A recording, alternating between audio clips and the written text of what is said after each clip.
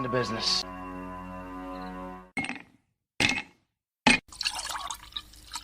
When he drinks, he thinks. That's the nectar of the gods, baby. Hello, everyone, and welcome to the #1 liquid-fueled, liquid-lubricated internet show on the interwebs. Hello, this is the Whiskey Musings broadcast. Tonight, I have the second annual, and I'm going to call it that only because there's no other way to describe it. We did this last year. It was my #1 video on YouTube, still to this day. And so hopefully, and believe me, it has nothing to do with me because I actually have a face more suited for radio. But my guest is the big draw. That's right. I have the amateur chef, electrician by day, Captain Unicorn, coming right up here in just a moment. Before I bring him in with a lyrical litany of a lengthy, lascivious limericks, I have to say thank you, my subscribers, all of you people out there who are a part of the Whiskey Musings broadcast audience. I appreciate you and everything that you do to make this show possible because, of course, without you, I would not be able to do a show, period. I mean, okay, technically I would, but because you guys are watching and listening, that's my drive. Anyway, all right. Now, let's talk turkey 2021. We've got some good recipes for you. I have a bunch of good recipes that I have added links to.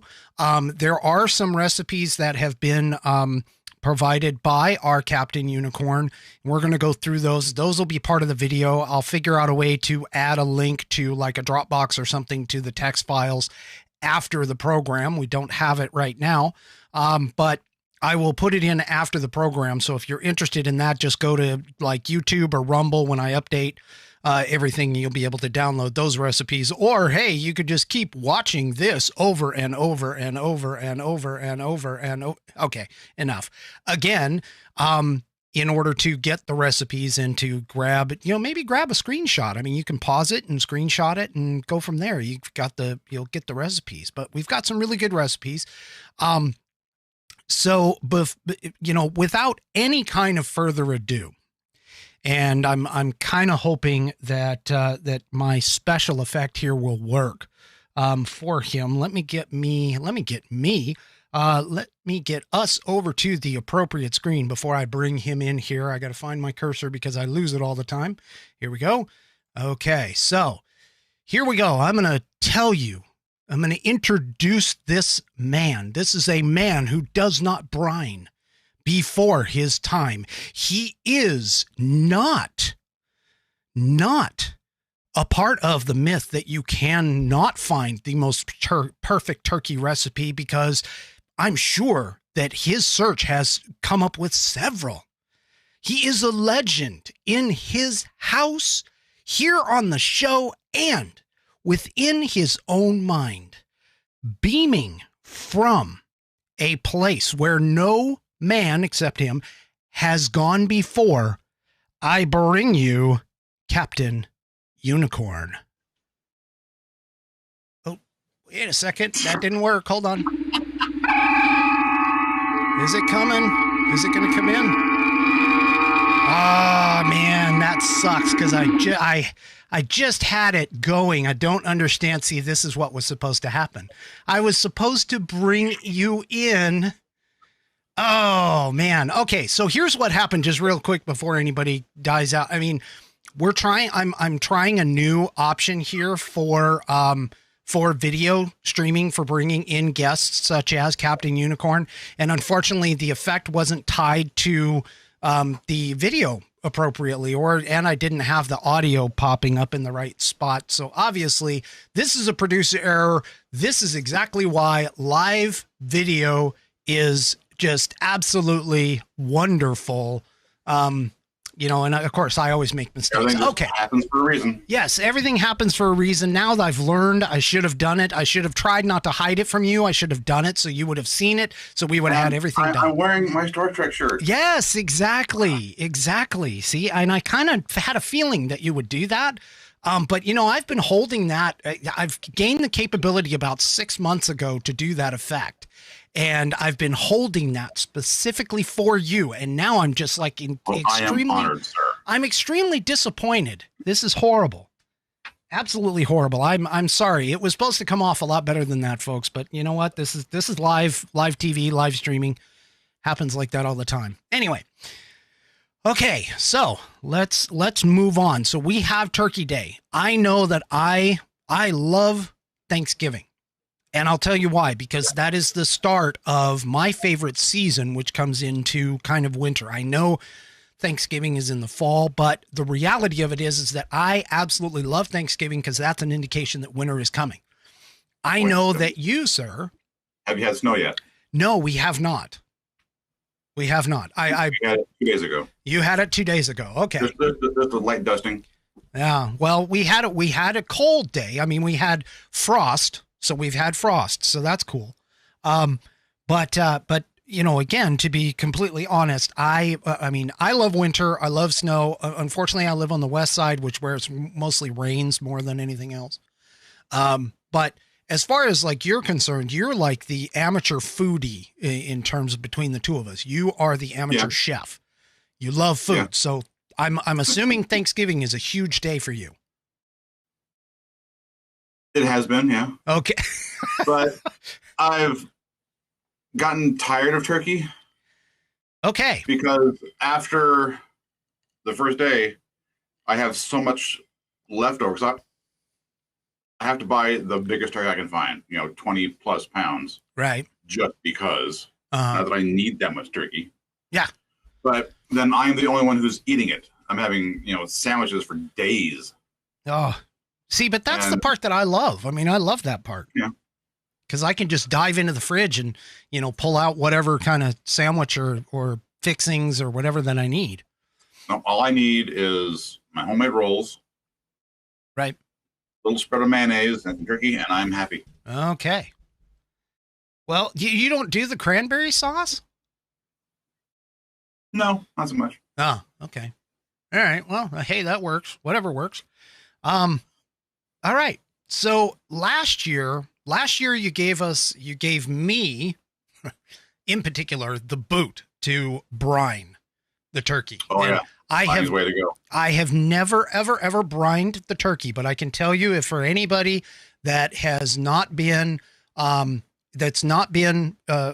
the program or whatever, when we came back, after Thanksgiving, we did kind of a revisited episode. And, on that, I admitted, and I'm going to continue to admit that brining, if you've never brined a turkey, do it flat out. Just do it. Be like Nike. Just do it. Because I'm going to tell you, brining is the way to go. I will never cook another turkey without brining it. That's how good it is. And I've done turkeys I've personally cooked turkeys for years, and I've had turkeys cooked for me. Brining, man, there's just nothing else like it. In fact, we're already setting up to do the brine. We're going to be setting that up, and maybe, just maybe. Are you using my brine, or did you find another recipe? No, we're using your brine, but we're modifying it just a little bit. Because unfortunately the wife isn't too thrilled about the nutmeg or the allspice or something like that. So we modified it slightly. Just like I think we did last year.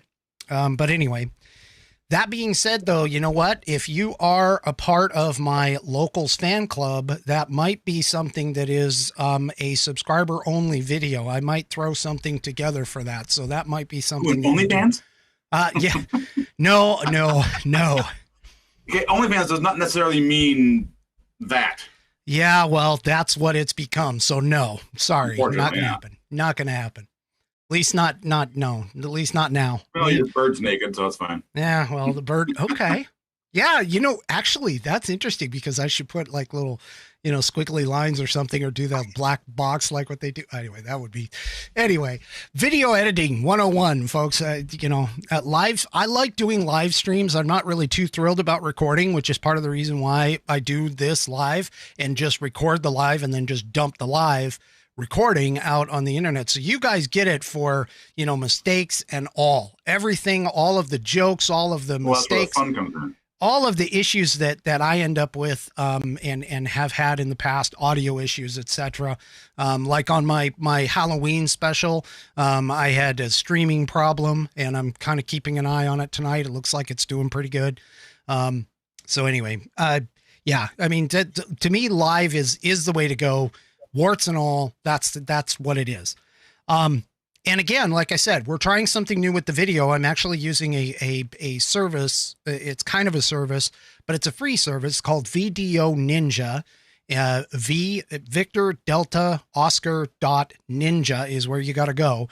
And basically it has the ability to essentially use, for those geeks out there, it has the ability to use WebRTC or a web browser interface connection to send both audio and video across the web in a secure fashion in a peer-to-peer network, so that I don't have to go through like a server. So, Kirk beaming in like this, he is actually connected directly to me for the video and the audio, as I believe that's how it works. But it's obviously it's working quite well at this point. So I'm potentially going to keep using it. It's kind of cool. But if you want to do, that's VDO Ninja. And you can give that a try if you want to try it, if you're interested in it, like me. Last year and a couple years, a while ago, I was using Jitsi. Jitsi is another free conferencing software. It's not that I'm want to go away from them necessarily, but VDO Ninja might suit my needs a little better. It's a little easier to get it into my software that I use, OBS, Open Broadcaster software, for doing the streaming. So anyway, all right, enough geek talk. I want to talk turkey. I want to get into the turkey. All right. It's about time. Oh my God. Yeah, well, I love to hear myself talk. Like I said, I have a face for radio. So, I mean, I can't look at myself in the mirror. I got to talk, through a microphone. I got a voice for books, so. Not true. You actually have the nice, deep baritone type sound. But I mumble. Yeah. Well, that sounds like a personal problem. And speak. Okay. So anyway, before I get, and here I go, I'm hissing my S's or whistling my S's. I'm going to try not to do that. But anyway, okay. So one of the things that I wanted to kind of do tonight, and I know we didn't really talk about this, but we've kind of got some stuff here. You've sent me a roll recipe, which you mentioned. These are your rolls. I'm assuming these are your rolls. All the recipes I've given you can be found on Pinterest. Okay, so these are all on Pinterest from you. I have a bunch of recipes that I pulled from a new site that I found called allrecipes.com. And they actually have I've used them. Yeah. So they actually have like a rating system, which I thought was kind of cool. So I just grabbed some of the more, 5-star, better, trying to get like 500 to 1,000 or more likes, 5-star reviews on that. But allrecipes.com. And I've given a bunch of links in the description. We're probably not going to hit all of these, but, do yourself a favor, check all of them out. These are ones that I found were favorable, to be honest, in terms of just looking at the recipe and going, wow, most of them are really simple. I didn't get a whole heck of a lot in terms of complex, and they all had really high ratings. All right. I just saw you take a drink, sir. So obviously this is a alcohol related show. So what are you drinking tonight? I'm drinking a rum, not whiskey.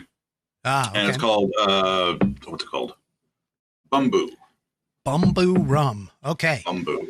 Yeah. Well, wait toward the end because I do have a bunch of cocktails, and I've actually put the links in the description. So if you want to go and check out the description in the video, both on YouTube, Rumble, I put it in the description for the audio portion of the program. And for anybody that's listening on any one of those three, thank you. I'm telling you, thank you again.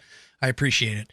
Now, what I kind of would like to do is I'd like to start off, honestly, and I know, like you said, you've got your rolls in here. You've got a couple of dessert recipes that I'm going to show for you. But I grabbed, believe it or not, I actually grabbed a breakfast recipe that kind of fits with the whole Thanksgiving idea. And then I grabbed obviously a main dish or a couple main dishes. And I also picked up some rolls that are part of the links down below. I won't touch them though. I'll go with your roll recipe for sure. But the other thing obviously was cocktails that I grabbed, that just kind of gives you a thought as to where I am in terms of, thinking. Anyway. All right. So I'd like to actually start off, if you don't mind. Let's see if I can get this up here before, where is this? Okay. So one of the things that I honestly like is, I like pumpkin. I mean, this is the time of the season. Everything's pumpkin spice, pumpkin bread, pumpkin pudding, pumpkin, whatever kind of pumpkin. You got pumpkin everywhere. No, it's pumpkin spice, not pumpkin. Okay. Well, this particular one, allspice and cinnamon and cloves yeah, but not actual pumpkin. Oh, okay. I see where you're going. Okay, I feel you. I've tried some of these things just out of curiosity. I've never had the Starbucks crap. Okay. I've tried Cheerios came out with a pumpkin spice Cheerio. Yeah. I was curious, was not a fan. Okay. I can completely agree with you. As far as like the coffee, I think it comes through too sweet for me sometimes, but I do appreciate the fact that they try and put it out there. But what I'm talking about in terms of pumpkin is I'm talking about like pumpkin bread, pumpkin pie, pumpkin, that kind of pumpkin. Yeah. So I did find, again, on allrecipes.com, and let's see, where in the heck am I? So let me see. Not that one. Oh no, that's it. That's the one that I want. Okay.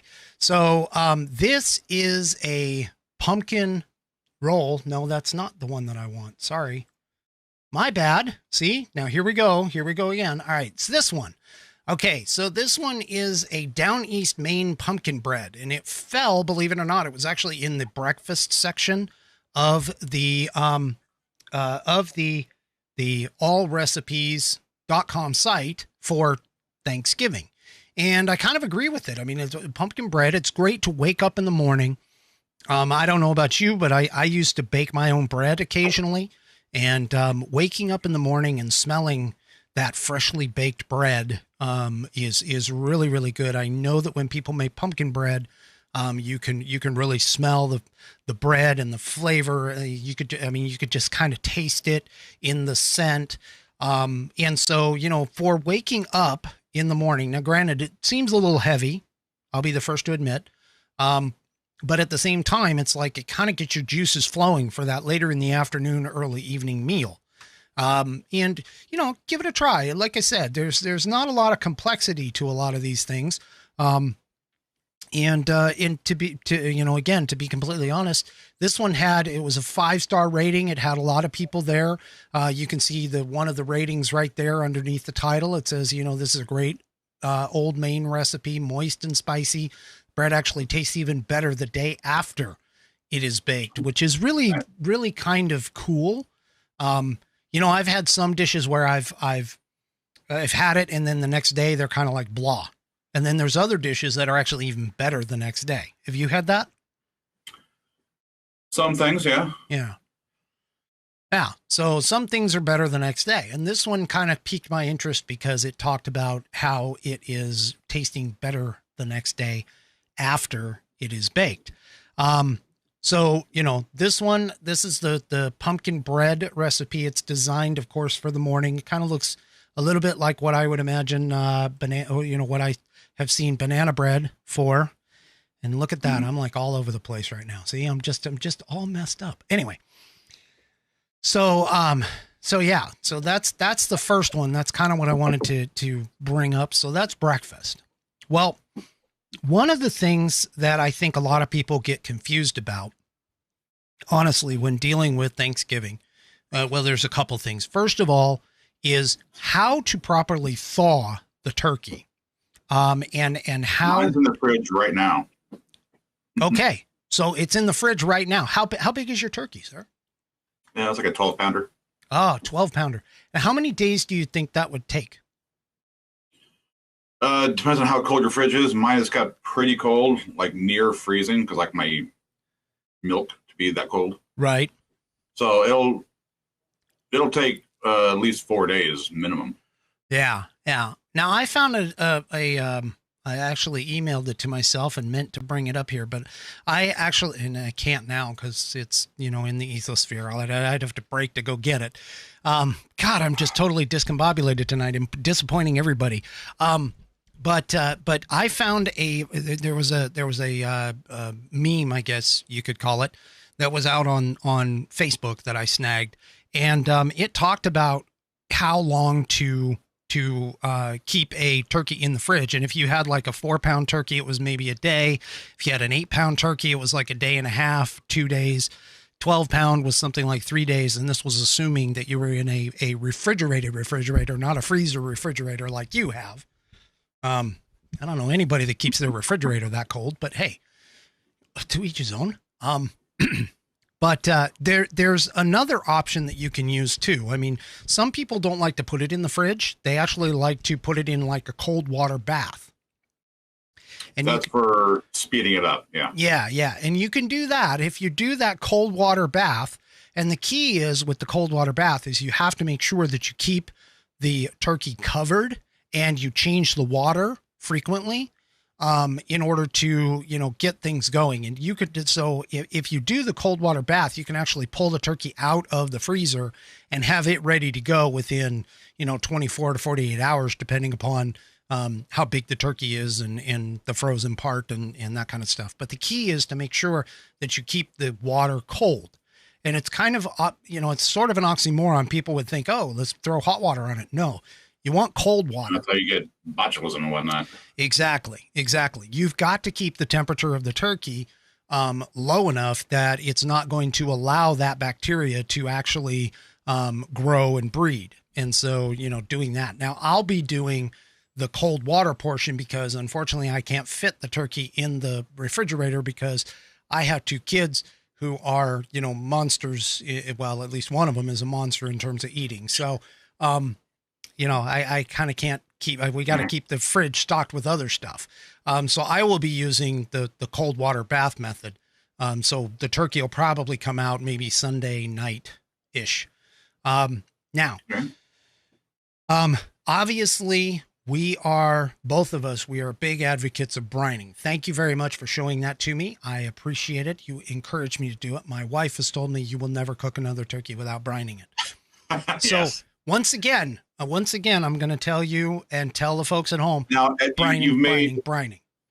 You made the gravy out of the drippings, right? Oh, absolutely. Yeah. And best gravy you ever had, right? Actually, you are correct. Last year's phenomenal. it was a phenomenal bit of gravy for sure. But I'm going to have to cook that brine. I'm going to have to make that brine up probably Monday night, maybe Tuesday, and get the turkey in for Wednesday, at least to have it brine for the 12 hours I'd like to see more like 24. That's what I do. Yeah. All right. So the next big thing is to try and deep fry it. Oh, really? You're going to try? I've heard that's a whole other level of excellence. You're doing that this year? No. Oh. No, I need to at some point. Oh, yes. Because brine it, right? Dry it off really well because water and hot oil do not mix. Yeah, as a lot of people have found out. I mean, I don't know if you go to the internet. Holy crap, you go to the internet, you can see all kinds of people who are, throwing their turkey in and then you see this big ball of flame and everything. I mean, it's just Now, this is where I would take a nod from Alton Brown. right. He set up a 6-foot ladder over the pot, outside, and had a pulley system to lower it gently Right. from a distance. Right. So Yeah. that's like the safest way to do it. Yeah, because I mean, if you drop it in, I mean, that's another thing that you see on the internet is when people drop it in and they have misjudged the amount of oil. That's the other thing. You know, you drop it in and then you see the oil spill out over the top, and then you get that big fireball because you've got the hot. I mean, most people are doing it over like a crab cooker or something like that with propane, and it just explodes. To avoid that, when the turkey is still frozen and wrapped, put it in the pot. Fill the pot with water to the level that you want. Take out the turkey. That's your oil level right there. Okay. That way it won't overflow when you drop turkey in. So there you go. Safety tip. You want to do that one more time so that we can make sure these people will, anybody who's frying can actually listen potentially. Yeah. You get, when you're all set up, ready to go, day before or so, or 2 days before, when your turkey is still frozen or still wrapped at least. Right.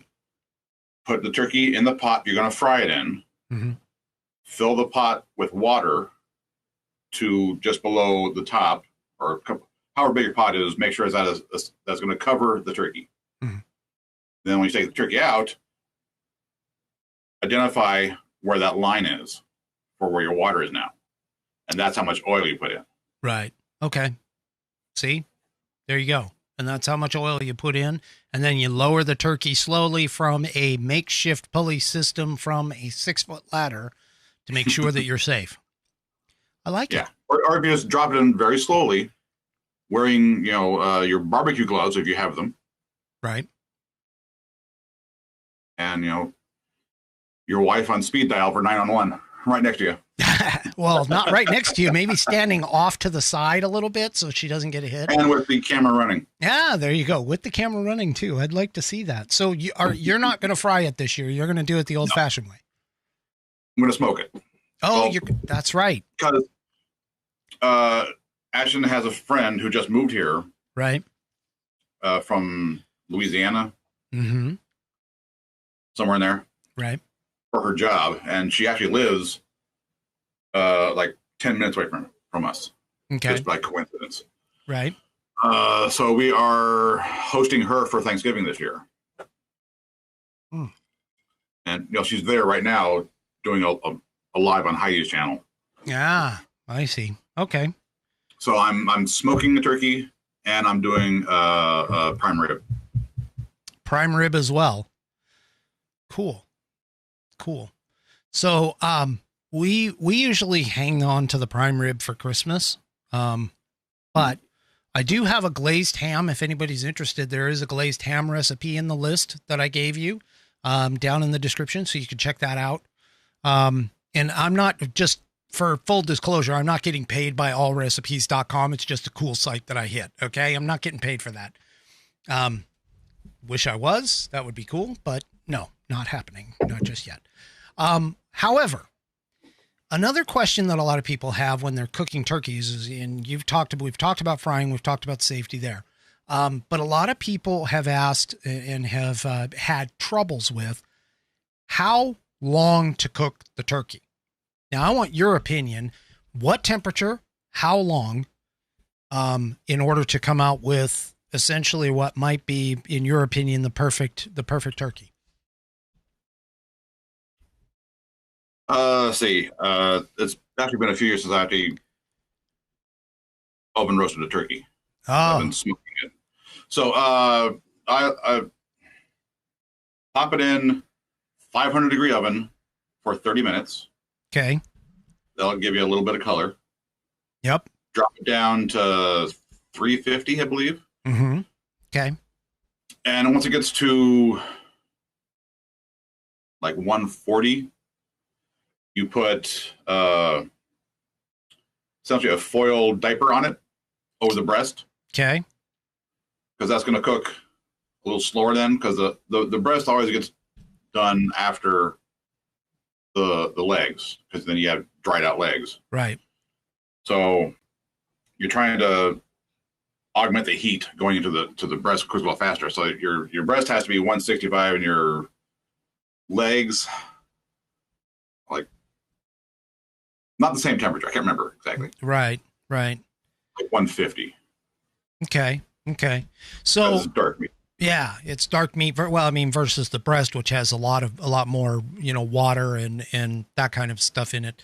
Now, what I've always been told and what I've always used is 350 at 15 to 20 minutes per pound to give you an idea in terms of how long you're looking at. Now, but you still want a thermometer. Well, yes, absolutely. I mean, don't get me wrong. You can go and buy those ones that have the little pop-up things. Oh God, no. Don't. Which, some people do. Okay, it's easy. It's nice. I've used them in the past. It's all right. When you see the thing go up, and usually about that time, if you follow what I just told you, usually you'll find that the pop-up will already be up by the time you're ready to pull the turkey out. So essentially in the long run, maybe you overcooked it a little bit, but usually, yeah. For me, it was always, to give you an estimate, you always go 15 to 20 minutes per pound for the turkey at 350. Now, I do cook it on high ahead of time, because if you just cook it at 350, you don't get that nice golden color on the skin, and you don't have the crispiness of the skin, because I mean, what a lot of people like to do is they like to have that crisp of the skin and then the moistness of the turkey. Let me ask you this. Do you stuff your turkey when you cooked it that way? You don't? No. Okay. Never have, never will. So too many issues. I've stuffed it in the past, and I'll be honest with you, I don't like the bread stuffing. But I will throw carrots, onions, and celery to give extra water for the turkey to absorb. And maybe throw in some spices. I'll stuff the turkey with that. The recipe I've used says an onion, an apple, some herbs, thyme, rosemary. Right. Throw that all in the cavity. Helps with the aromatics. Right. Yeah, and I've found that if you try to cook it without anything in the cavity, at least for me, it's come out dry. Now, granted, keep in mind, I wasn't brining it before. Brining could change that entire scenario. I believe it does. If I brine it ahead of time. But when I was not brining, shame on me. Okay. When I was not brining, it would come out dry, and realistically, it wouldn't have a lot of flavor to it, even though I would throw like all of the aromatics in there, and that kind of thing. But, generally speaking, I think I've seen between 325 and 350. I've had some recipes that have been like, cook it hot first. Really, like you said, 500, kind of broil it first, and then turn the oven down and let the oven cook the rest of the way, to give you that color. I've had foil on, I've had foil off. Foil on tends to not give you the color on the skin or the crispiness of the skin as well, as much as foil off. I've seen some recipes that tell you to turn the oven up at the end so that you're actually crisping the skin at the end rather than in the beginning. Yeah, that's totally doable. Yeah. So, I mean, there's a lot of different ways of doing it, and it's really not that scary, in my opinion. I mean, when I did the first one, do that with my smoked turkey, because the skin tends to be a little rubbery. Right. I'd smoke it at like 275, and it's done pretty quickly, really. Because I usually put it in. I'm doing a brisket or a pulled pork. Right. I'll put it in when I go to bed, and it's done when I wake up. But a turkey will be done a little faster than a brisket. Right. Okay. So now, but at the end, I want to crank it up to 500 and really crisp it up. Right. So now you've had it, you've smoked it a lot. You said several years now. Is that would you say that's your favorite way of doing turkey right now? Not by itself. I like to have because not everyone likes the smoke flavor. Right. So I have it as an option. It's a nice little treat. Okay. Because basically I'll just cut the breasts and serve it cold. Okay. or room temperature. Doesn't have to be hot, because then the smoke flavor is heightened, I believe. So let me ask you this. You smoke it. So what kind of chips? Because I know there's like different chips that you use for different types of meats. I just use a blend. I've not been able to notice a difference in different woods. Okay. Between cherry and alder or whatever. So is it usually like a mesquite versus, I mean, it's a mixture of everything. So okay. Basically, whatever fell on the factory floor, they sweep up and put in the bag. So it's hickory, mesquite, apple, cherry. Okay. Yeah, you'll have to pardon my facial expression because, putting things on the floor and then trying to eat it later, that's not something I don't think you want to. These are wood chips. No one cares. Yeah, okay. I'm assuming you soak them in water before you cook them? No, this is on my Traeger. Oh, right. Okay. No, when I had the electric Brinkman, then, my dad tried to smoke it and he caught the fire because he didn't soak his chips first. Right. So, poof. Gotta soak my those. dad is not known for his thoroughness in investigating how things are done. Okay. Mm-hmm. So Love you, Dad. Okay. Yeah.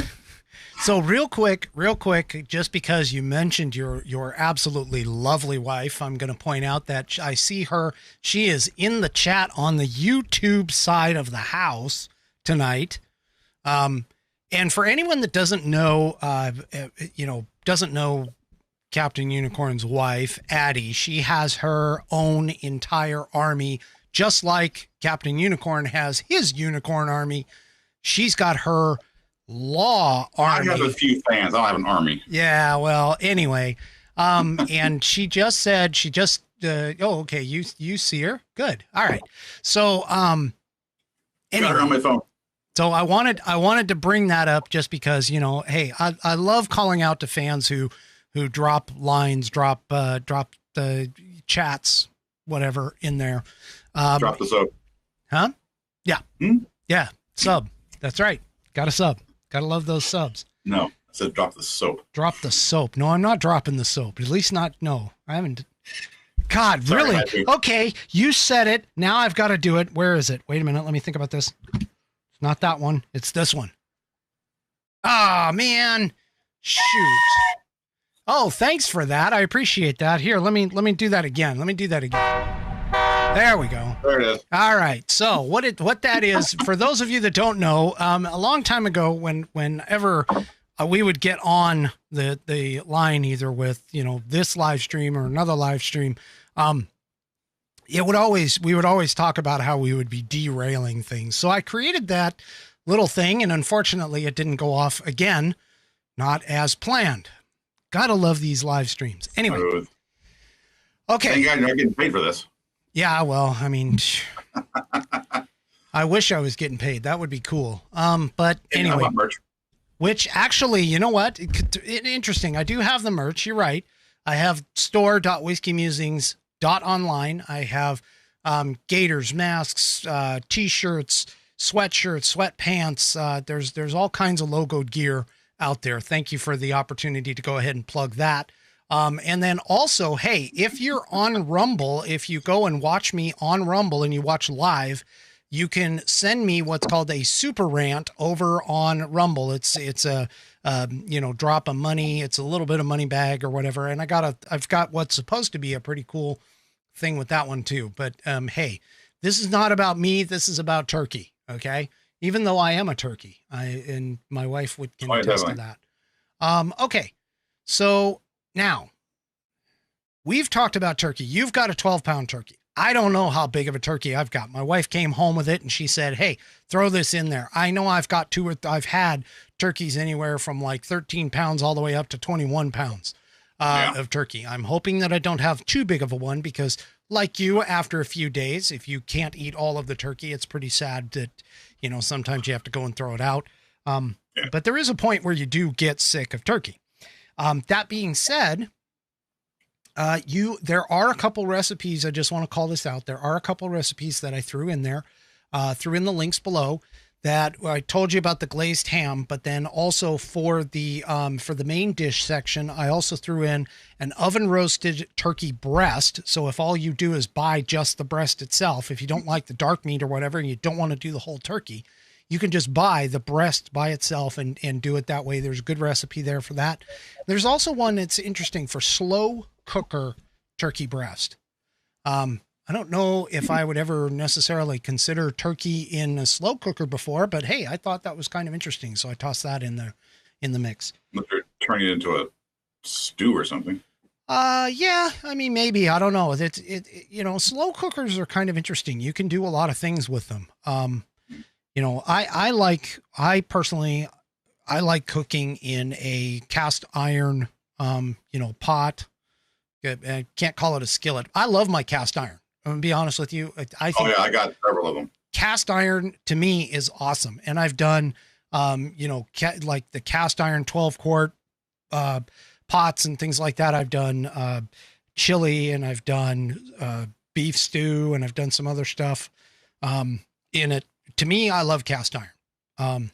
When that, I guess, is a type of slow cooker, I suppose, but we also have, you have the electric slow cooker stuff that a lot of people do, but you're right. Most of the time it's for soups and stews, from that standpoint.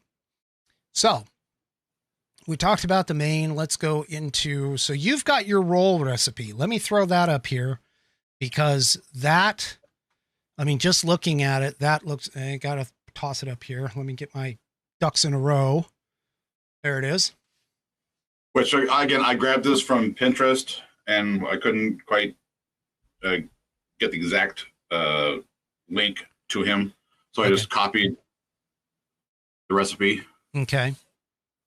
But this is really the easiest roll recipe I have ever done. The rolls come out perfect every time. Perfect every time. Okay. I got my KitchenAid stand mixer. Throw on the dough hook. Does all the work for you. Let it rise an hour. Make the rolls. Let it rise another hour. Pop it in the oven, and they're awesome. Yeah. And I always have to make 2 batches. Right. Because the first batch gets eaten right out of the oven. Of course. And then the second batch is for whatever function I'm doing. Okay. So we've got now this recipe looks like it's got, I've highlighted it here in orange, servings of 24 rolls. And it looks like you were right. The resting time after you do the mixing, the resting time is about an hour. And your cook time is about 12 minutes to cook them. You got to prep. It takes maybe 10 minutes to prep. All of that. They come out and you brush them down with some butter. Okay. Or you can make your own garlic butter and make them even more awesome. Speaking about that, actually, I'd be interested to taste these, just to see what they taste like normally. But there's a place that I've gone to. It's called Texas Roadhouse, and they have this interesting honey butter. Okay. Here's a funny story. Okay, let's go for it. Okay. Yeah. So, I was out of town overnight doing my job. Right. And I get a per diem for dinner. Of course. Or for all food. But I save it up and have a really nice dinner. I went to Texas Roadhouse. Middle of COVID. So I had to order it there and take it back to my hotel. Mm-hmm. And, I just got the steak, potato, and a side. Not looking at what the little containers were, because there was sour cream and butter. Mm-hmm. One of the butters was their cinnamon butter for the roll. Right. I ended up putting that on the potato. Ooh, okay. So, yeah, not good. Whoopsie. Well, I'm going to be honest with you. That cinnamon butter tastes really good on a sweet potato, which they have as an option at times, is the sweet potato. Okay. But they do have the honey butter, and the honey butter to me, I mean, it's good. It's good stuff. So I would be interested to taste these rolls just to kind of see what the potential difference would be with the honey butter on it. versus just normal, just regular. But anyway, you got the recipe. You got a stand mixer with a dough hook on it. Yeah, I'm sure I do. See, I have this wonderful it's really thing. easy to make. Well, I have this wonderful thing called a daughter, and she is my little baker, and she really likes to do stuff. So I can guarantee you that I will probably, although I keep asking for fudge and I never get it. Well, I won't say never. Sorry. That was a misnomer. Sorry, sweetheart. That was a misnomer, but I hardly ever get it when I ask. I'll just put it that way. So maybe she'll grace me with these rolls. But speaking of rolls, I do have, again, all things pumpkin here. So I do have another pumpkin, and this is going to take a second for me to pop this up because I gotta, of course, wrong one. Let's go with that. And let's go with this. Okay. So this is a pumpkin roll recipe. And honestly, 5 stars, I got it. And the one thing that I thought was really cool was just the little picture up in the corner of like the pumpkin with the little nut in it for the stem. Oh yeah. That little artsy fartsy kind of stuff. That's pretty cool. But anyway, now this one here also mentions the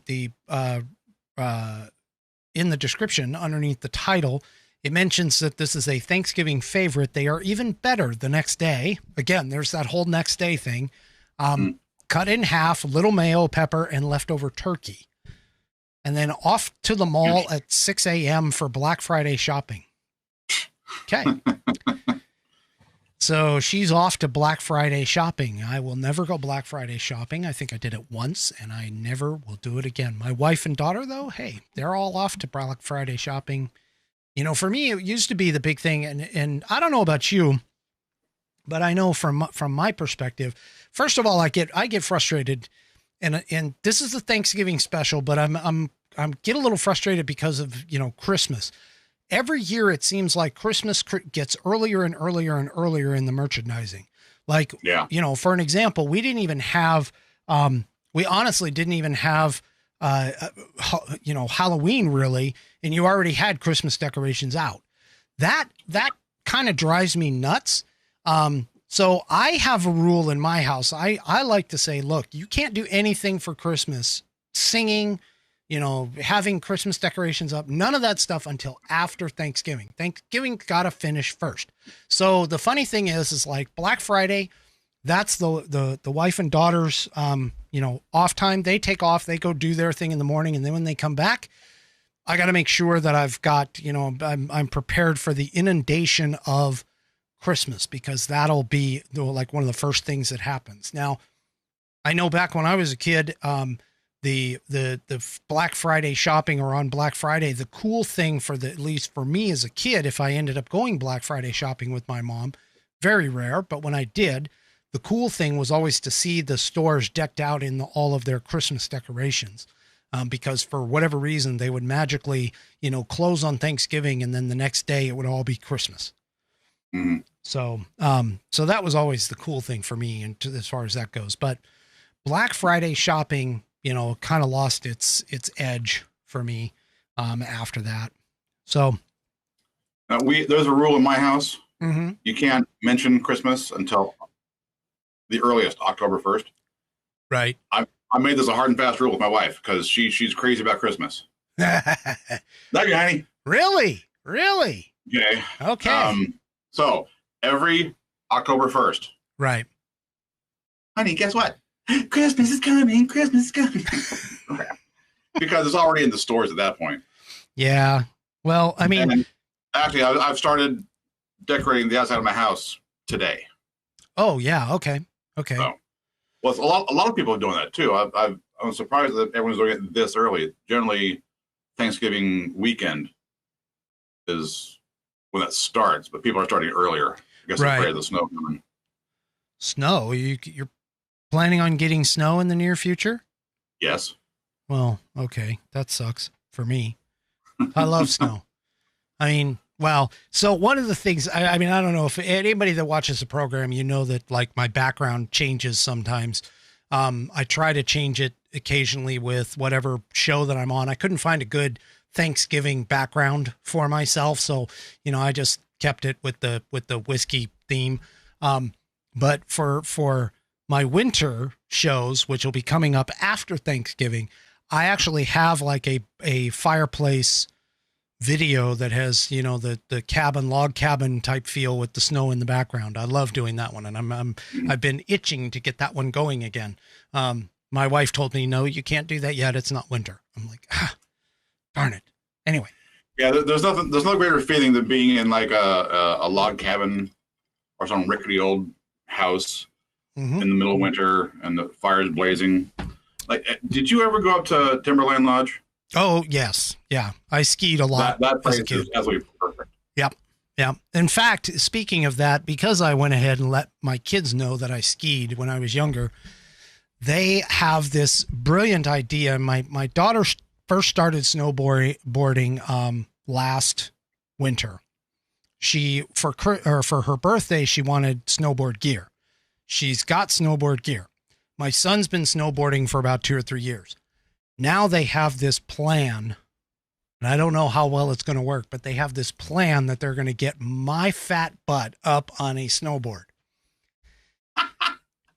Oh, I'll pay to see that. You know what? I may actually do it and put it on the subscribers section of the locals account. Locals.com, WMBfanslocals.com. I might do that. Just for fun, just to, I don't know, I still haven't quite figured out this whole subscriber thing because again, first of all, you got to have fans that would be interested enough to be, paying for it. And by the way, anybody that wants to do that, I put it as low as locals would let me put it. I am not expecting to like take any money, but I still haven't figured out anything. So, as soon as I get it all figured out, then probably I'll start having a bunch of videos and stuff there. But anyway, I've got way too many irons in the fire right now with this thing because I've got, earlier we announced TGRN.net radio, internet radio, which is True Grit Radio Network.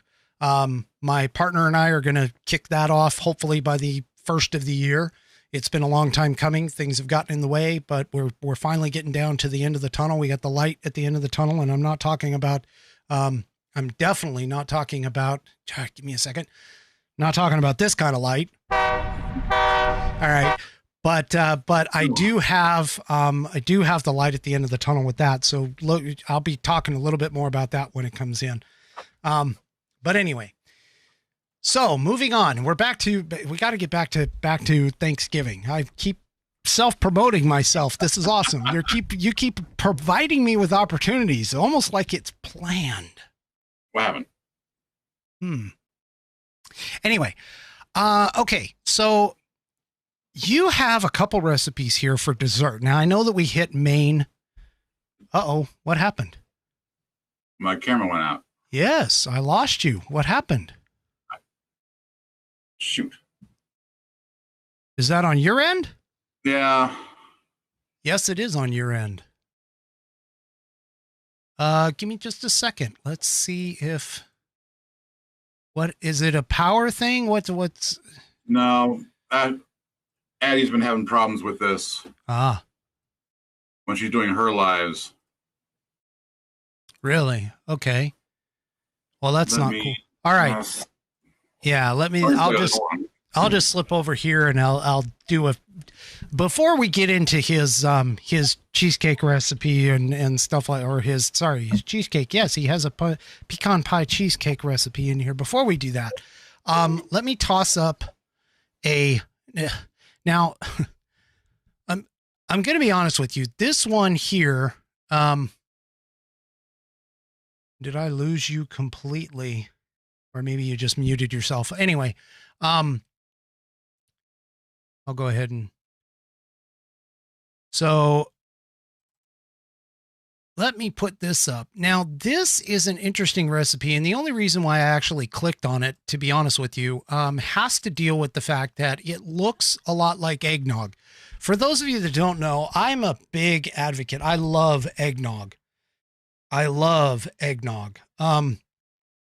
And to be honest with you, that being said, so let me pop this up as soon as I can get it open here. So that's the pumpkin recipe. Oh yeah, it's right there. Okay, so the pumpkin milk punch recipe. This is, it looked like eggnog to me, and so I kind of grabbed it. But it's a pumpkin twist on a New Orleans classic cocktail, and of course it's got bourbon in it, which again deals with the whiskey idea.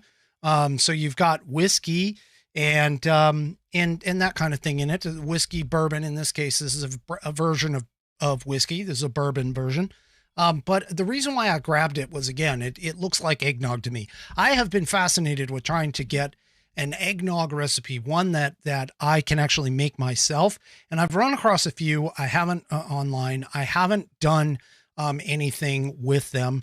But that being said, this is definitely something that I want to try, and I will give it a shot here. Let me just see if my buddy's back yet. No, he is not. Okay, so this is, again, this is a pumpkin milk punch recipe.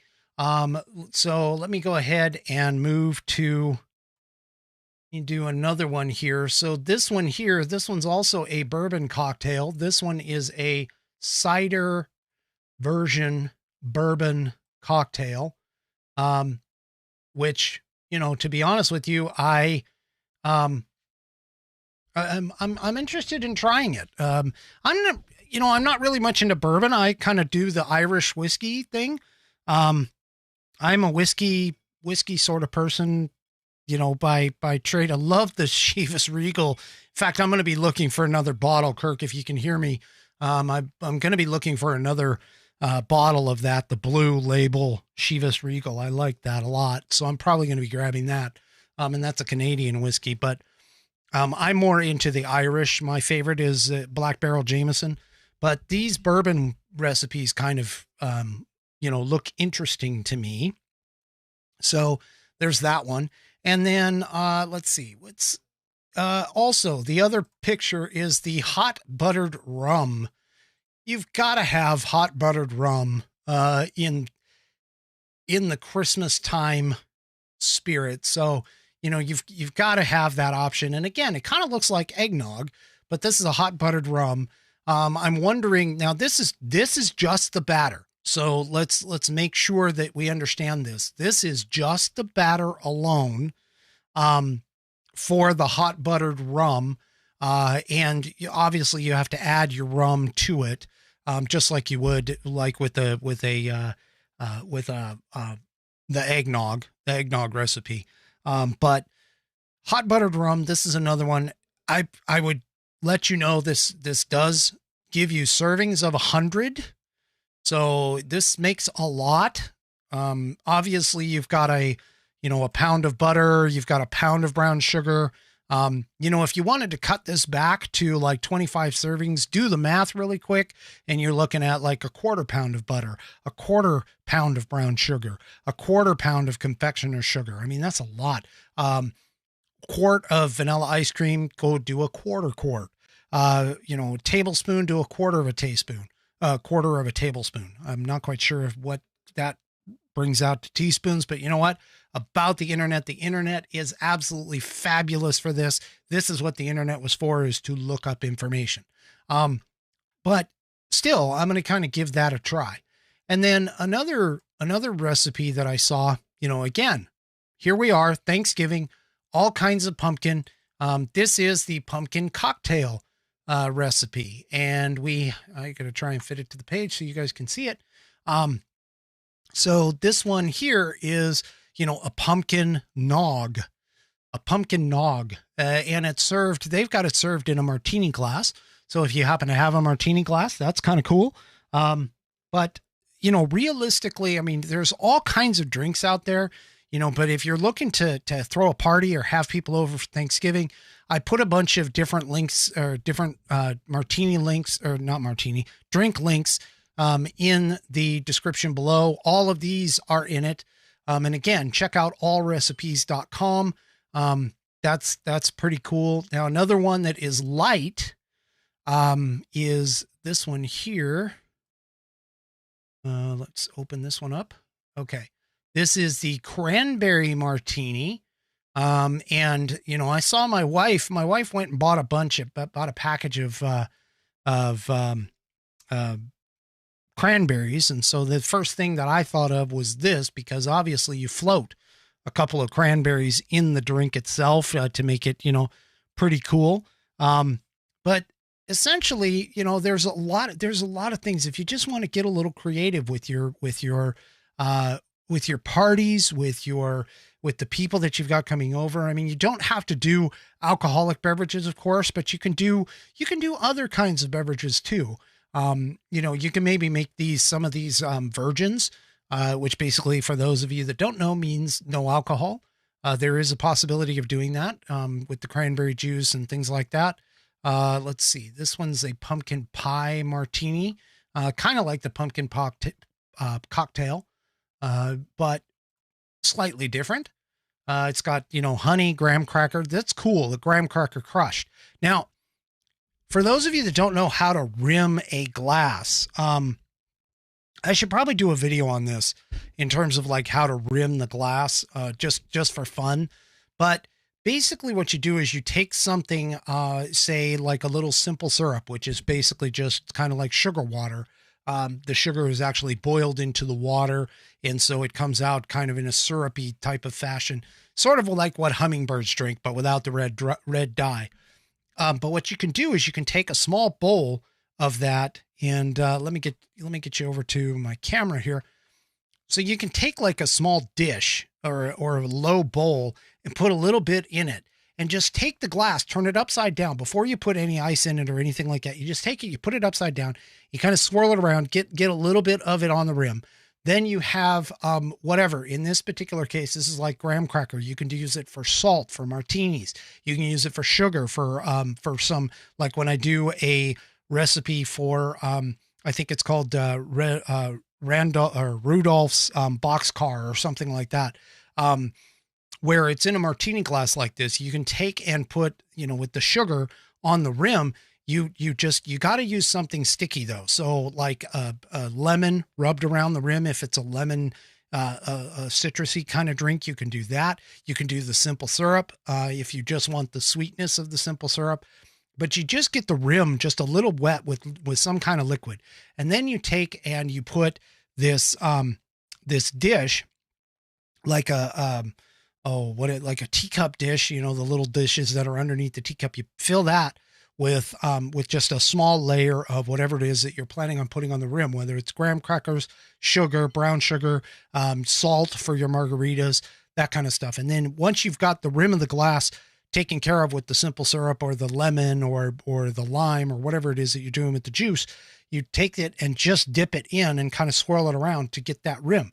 Now, the key when you go to pour the drink, whatever the drink is to make sure you stay away from the rim and you don't do a lot of splashes so that it can come out looking like the photograph that I was showing you with the martini. And you do that with your margaritas, you do that with your martinis, sometimes, you know, depending upon what you're looking to do. But those are some of the drinks, and I've got some other drinks in there. There's like the perfect pear brandy sidecar recipe. You've got a hot cinnamon apple brandy cider. That's another thing, is the hot, and I got to see here if I can, because I think this is a different link. So, it looks like Captain Unicorn's back. So let me go ahead and bring up, yes, I have to change it. So give me just a second. Let me get the link back up here. You got it. You know, you got to love that live stream, live video stuff. So just give me a second here, because obviously not only am I host, I am also, whoops, might help if I could spell. I am not only the host, but I am also the engineer and everything else. And there he is. He's back. Hi. All right. He is back now. Okay. Welcome to live, people. Yes, exactly. Welcome to live. Sometimes that happens. I'm telling you, it's just one of those things. I'm working on my wife's computers because she has the whole setup here for doing her lives. Yep. Her main computer, it just shut down on me. So Oh, I'm on the crappy second computer. oh, okay. All right. Well, That's too bad. That's too bad. But Yeah. you're back You gotta now. figure So this is cool. You're back. All right. So since you're back, we're going to take that opportunity, and I've been entertaining, of course. I don't know if you've heard or seen, but I've been I got you on entertaining my about phone. the. For that. Say what?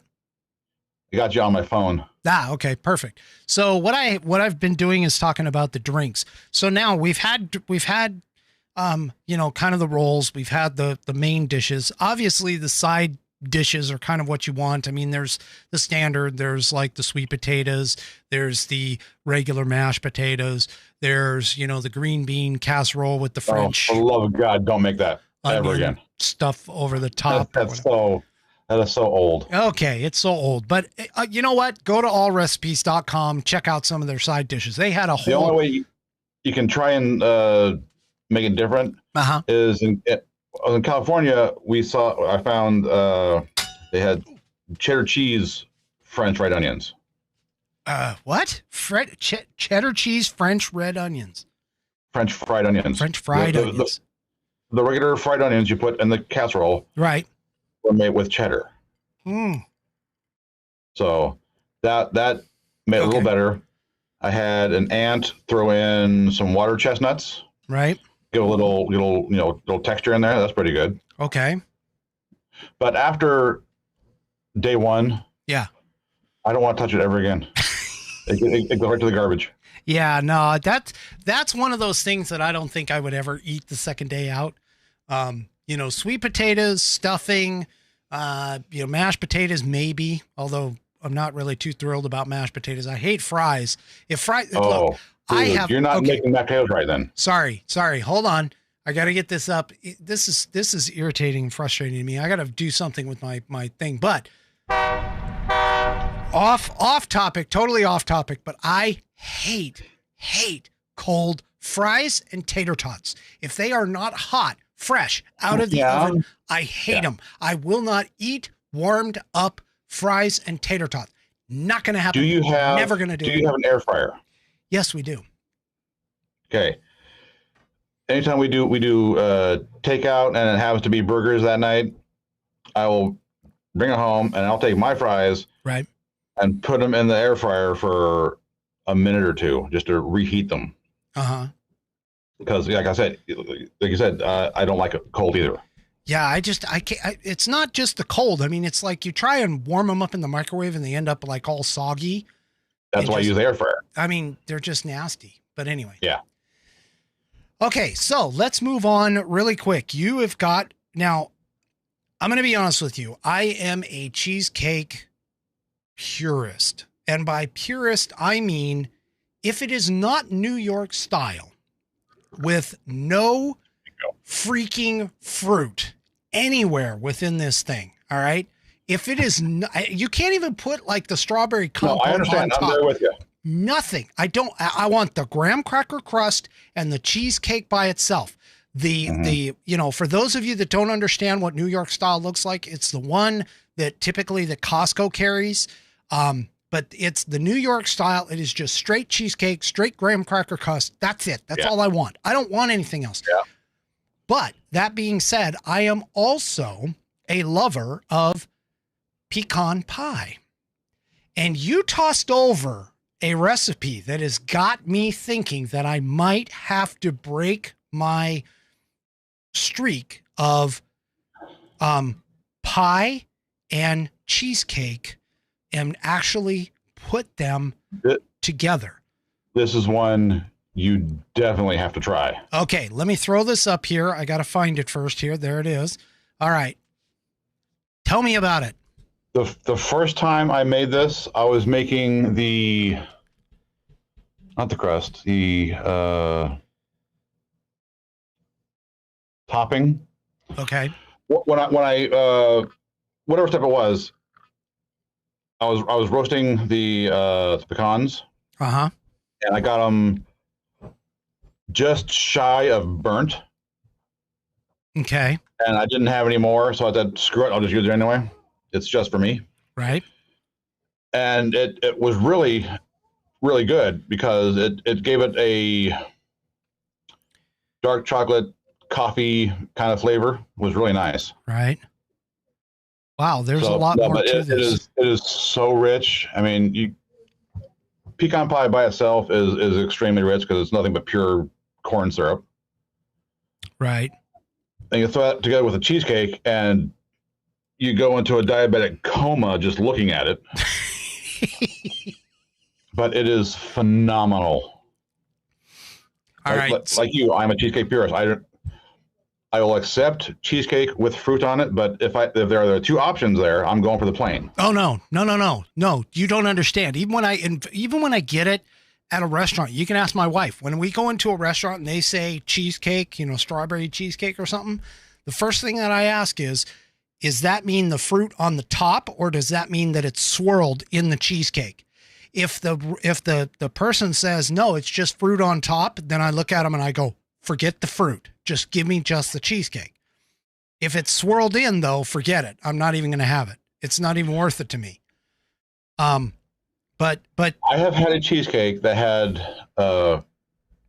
diced peaches mixed in it, and it was really good. I enjoyed it.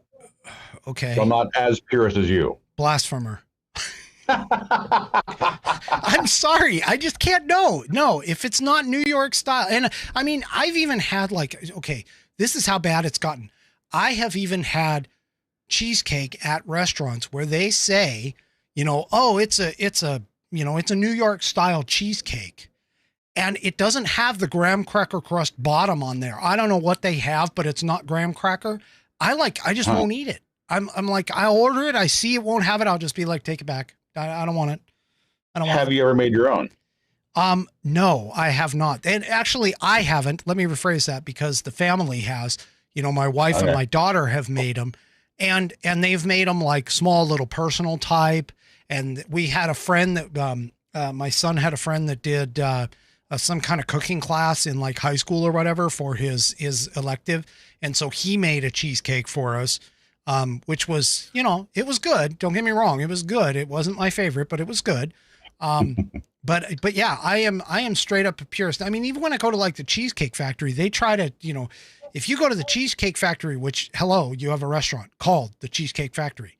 I cannot believe that you have all these different types of cheesecakes, and you do not have just plain New York style with graham cracker crust. I mean, I went in one time and they were like, yeah, we're all out of it. I'm like, you have got to be kidding me. This is the Cheesecake Factory. Hello. I mean, I'm sorry. It's just, I can't do it. But I'm interested in this because, again, my top 3 desserts outside of, if you take the ice cream out of the mix, or just plain like chocolate bars out of the mix, my top favorite desserts are pumpkin pie, pecan pie, sweet potato pie, and cheesecake. What do you hear common across all of these? Now you've taken 2 of them and you've tossed them together for me. So yeah, I'm going to have to try this. I have no other choice. I'm going to have to try this. Maybe that'll be another one of those episodes that are, for the discerning whiskey musings fan. Okay. Now here's a little side note. Have you heard of Goldbelly? No. Goldbelly. Goldbelly. What the heck is Goldbelly? Based in New York, they ship food to you. Okay. Iconic foods from New York or wherever they are. Right. They will ship them to you. Okay. And I'm looking around because at some point I want to try a turducken. Just because. Okay. For those of you that don't know, that's a turkey, a duck stuffed in a chicken, stuffed in a turkey. Yes. Okay. And there's one more layer, the porkin, or all that shoved into a pig. Oh, so, yeah. Hey, anyway, do me a favor real quick. Hold on. I'm sorry to interrupt, but do me a favor real quick. Scoot. Yeah, there you go. Scoot over just a tad bit because we're losing you there. All right. Now keep going. I saw something on there. It's called the pie caken. Yeah. Wait, what? Just think about that. Pie caken. Pecan pie. Okay. Pumpkin pie. Uh-huh. And a spiced cake in a big layered cake thing. Yeah. I'm not sure about the spiced cake part. If Turn it that comes into out, cheesecake. okay, but wait a minute. If the spice cake comes out like fruit cake, then no, I'm not interested. I'm not sure what a spiced cake is. I think it's just cinnamon and cloves. No, I've seen in them. A cake. I don't know. That would be kind of interesting. I would have to. Anyway, it's something to look up. Just look up pie cakin', and I'm sure you're going to see it. Pie cakin'. Okay, I'm going to think about that. I'm going to. Yeah, I'll have to think about that. I'll have to think about that one. The turducken. Well, I had duck. I've had duck. I've done some interesting stuff. I mean, we for anybody that wants to, I've had some food. Earlier on, so I've been doing this for about a year and a half now. Earlier on in one of my episodes, we talked about food that I would never eat again. There's a couple of funny stories in there when I had call-in shows or call-in people. But there's a couple funny stories. I had stinky tofu. Don't ever have stinky tofu. But there was that. And then, so you should check out one of my other episodes. It's an earlier episode. I don't remember the number. But it's an earlier episode about things that I don't want to eat ever again. But I've had duck. Duck's okay. I've had frog legs. I've had, rattlesnake. I've had, alligator, some interesting kinds of meats and stuff, but I've never had a pie stuffed into another pie, stuffed into a cake. So. Well, no, he's stuffed in. It's just layered. Yeah. Well, okay. I can't imagine that somebody would actually stuff it. Like, have you ever wondered how they got those Twinkies and cupcakes, the Hostess cupcakes have gotten that cream filling on the inside, or how do they do that? I mean, you see the holes on the bottom of the Twinkie, right? Well, the holes on the bottom of the Twinkie, that's obvious. But what about the cupcakes? What about the Hostess cupcakes or the ding dongs? The ding dongs, I mean, okay, wait a minute. The ding dongs do have little impressions on the top. So I can see where that happened. And you can't do it for the full donuts because they've got the one hole on the end. Hold on. Yeah. Okay. Are you pro ding dong or pro ho ho? Because that says a lot about a person. Do you want a dong in your mouth or do you want a hoe in your mouth? Okay.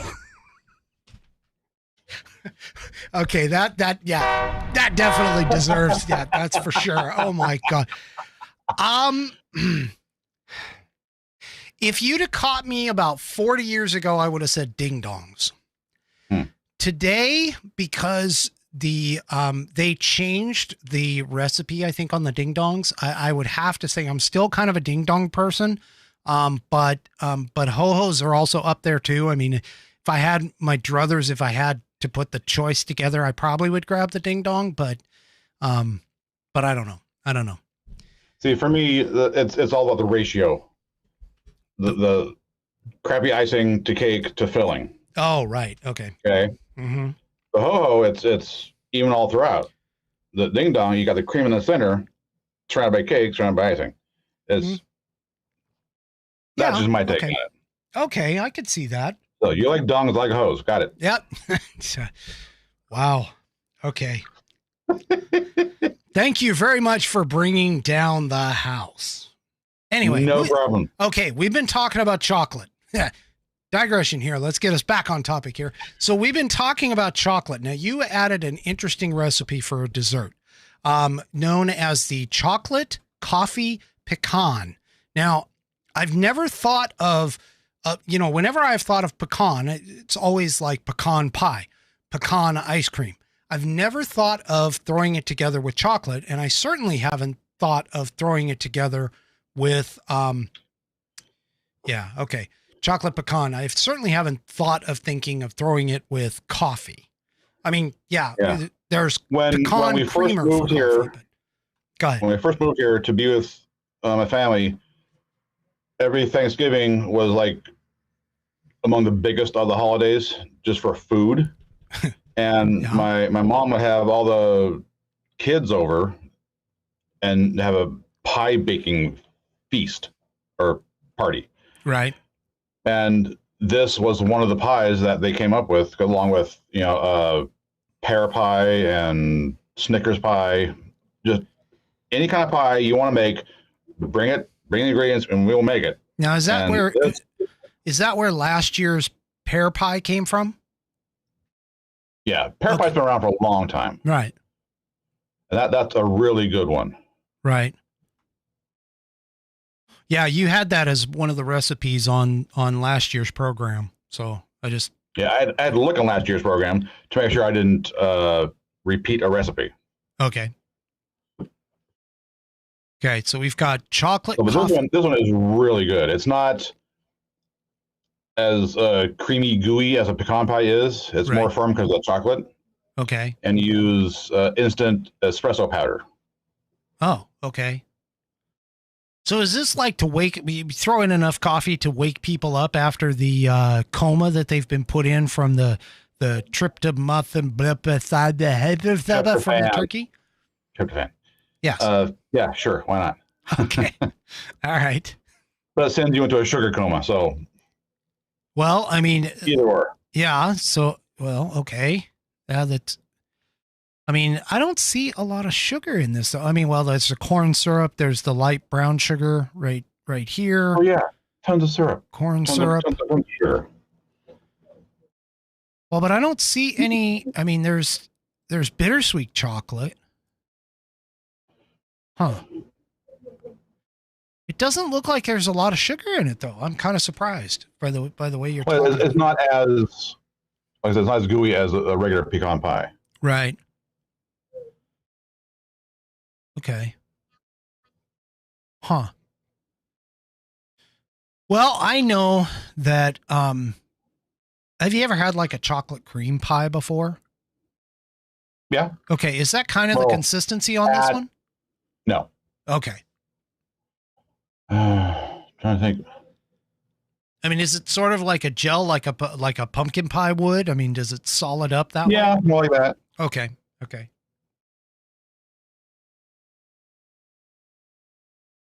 All right. I can see it. Yeah.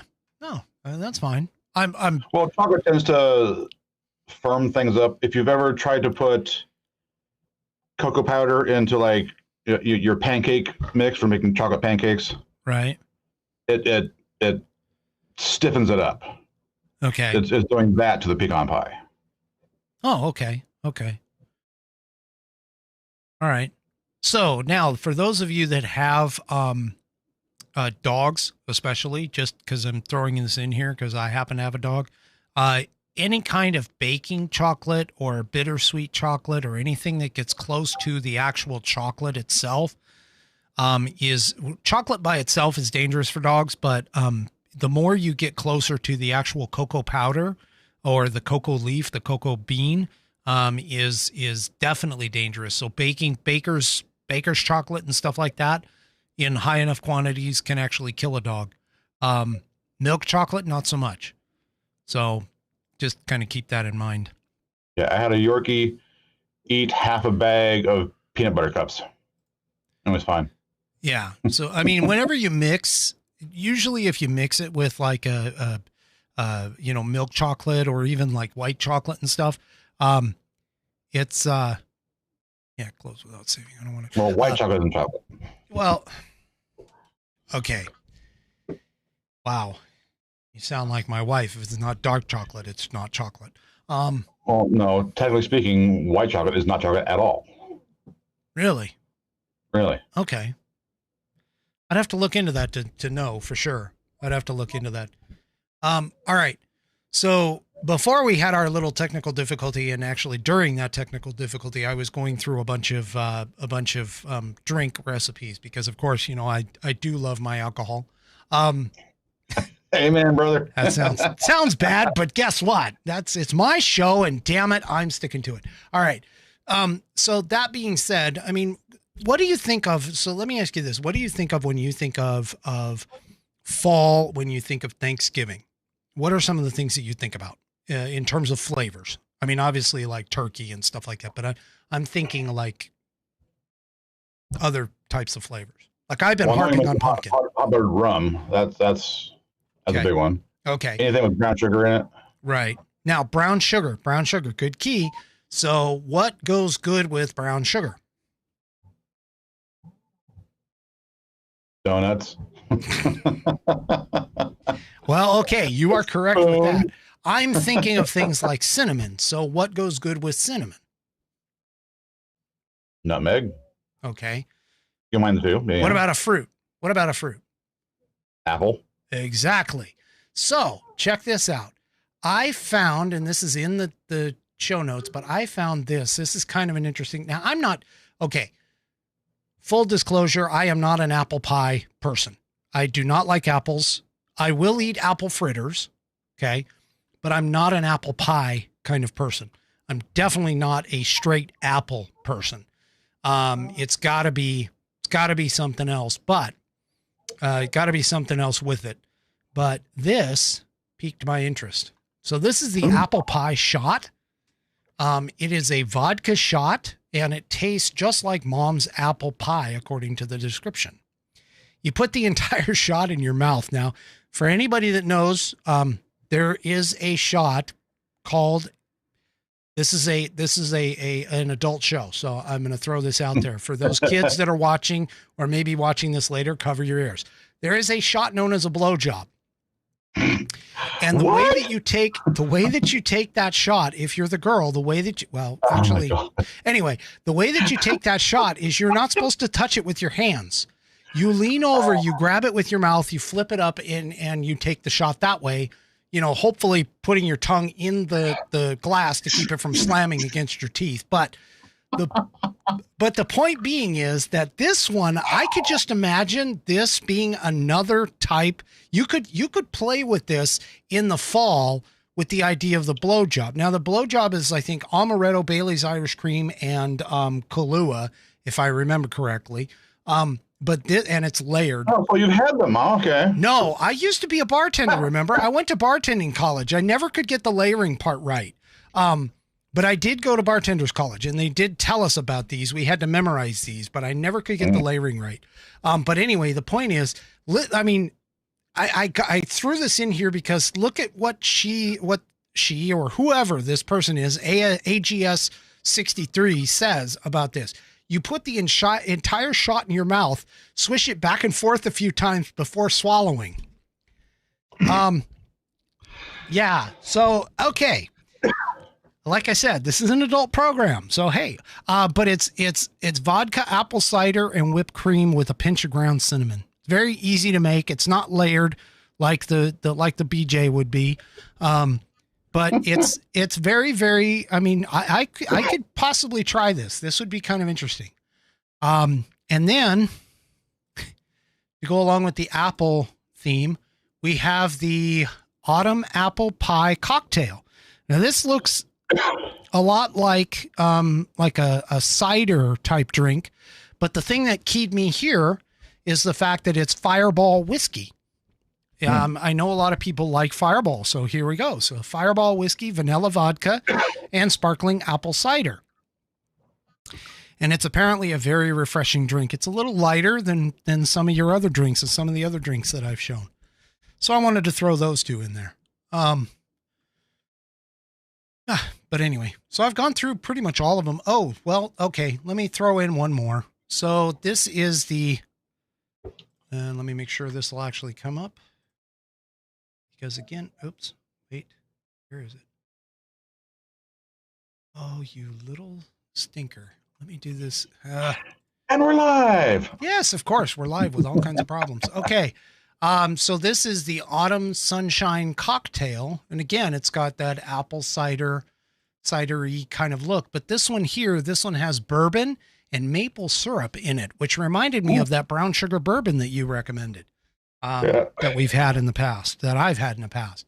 So, and then of course it has the brandy based orange liqueur like Grand Marnier. And then, a clementine, which is a orange, juiced and peeled, and then the lemon. So, this is kind of interesting. It's a autumn sunshine cocktail. Might be something that somebody's interested in, especially if you like Fireball. So this gives you an opportunity to utilize the Fireball whiskey. Okay. Side note. I think. Sorry, this is for the maple syrup. I'm sorry. Yeah. For the maple syrup, you can go to Costco. I think now this time of year. Okay. They have a barrel aged maple syrup. Okay. I have some in my fridge. Oh, okay. It's non-alcoholic, but it's been aged in, I believe, bourbon barrels. Okay. Okay. And it's unique. It's different, but it's really good. Cool. Slap that on your pancakes. Mm-hmm. But in that drink, it would be awesome. Well, speaking about the pancakes, I saw one of my Facebook friends on my personal account. One of my Facebook friends had blue syrup on their pancakes. I don't know about that, but blue syrup. Blueberry? No, not blueberry. They it was like colored syrup. Like they put food coloring in it to make it blue. Because I know like blueberry pancakes. Yeah. Not appealing. Yeah. Yeah, no, I mean, when you looked at the photo, it's kind of like, okay, that's one of those things that, the kids surprise you in the morning with something and you sort of have to like wolf it down because they brought it to you type thing. You don't want to hurt their feelings. So, all right. Well, guess what? That was the end of my glass. That means. Damn, hour and a half. That's the end of the show. So. Hey, I only drank this much, okay? I didn't drink that much. Yeah, well, you were dealing with all kinds of technical issues. So, yeah. Anyway, all right. Well, as always, sir, I appreciate your time. I appreciate you being here. Why don't you hang out for just a couple minutes? We'll talk after the program. Okay. But I'm going to go ahead and switch you so that obviously I can talk directly to, well, as soon as I get, oh God. I just keep losing my damn mouse. And live. Yeah, it's live. Exactly. All right. So I'm going to switch over here. And I thank Captain Unicorn for once again coming to the second annual Turkey Talk. We might go and actually have a revisit afterward. I know that neither one of us really had anything new, which was really what was kind of cool about last show. So I'm still thinking about what to do for the next show. I may not even have a show next weekend. But I do know this much. If he will allow last year, and if he agrees to this, and I know that he's listening right now, but if he agrees to this, I know last year we did a pre-Christmas special, with a bunch of gift ideas for those discerning people who are looking for unique gifts. And of course, obviously there was a lot of alcohol related or whiskey related gifts because it wouldn't be a show about whiskey musings without whiskey related gifts. But that being said, do me a favor, do me a favor. Just if you haven't subscribed yet and you like the show, subscribe.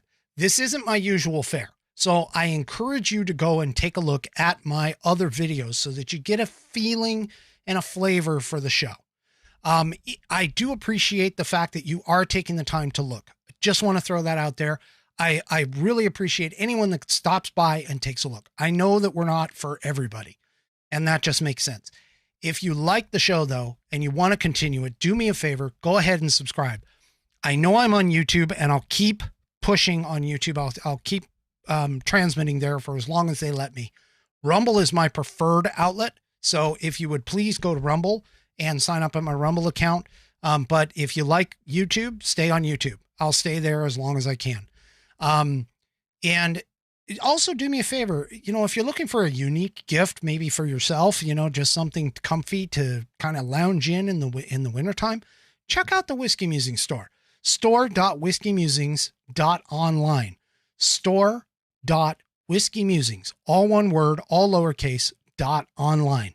That's where you can get my Whiskey Musings logo gear with the mic, the glass in the background, that kind of thing. Also, I am hoping, and by the way, the proceeds of that do not go to me. They actually go to things like the call-in feature that I use occasionally. I haven't done it in a while because I noticed that I haven't had a lot of people like actually watching the lives. Hoping that's going to change. But if so, I'll start having phone calls again, people calling in. But that being said, also check out, I'm on, you want, I didn't have my ticker running, but I'm on Facebook, I'm on Gab, I'm on Twitter, I've been spending a lot of time on Twitter lately. I am on Locals. I did have a Getter account at one point. I did have a Parler account at one point, but for whatever reason, I don't post there very often. The most common ones are Gab, Facebook, and Locals. If you are of an interest on the subscription side of the house, you want to go to Locals. It's wmbfans.locals.com. There is a subscription there. I do post regular stuff too, so I don't just do subscription based only. I actually post all of my regular posts there as well, but I also have a subscription option.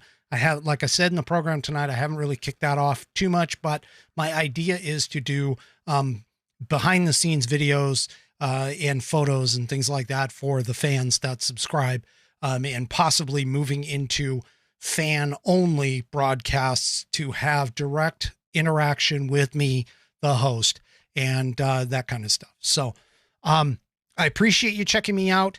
Do me a favor, like I said, hit the subscribe button wherever you're at, and we'll see you next week on, or maybe not next week, but we'll see you next time on the Whiskey Musings broadcast. Good night, everybody.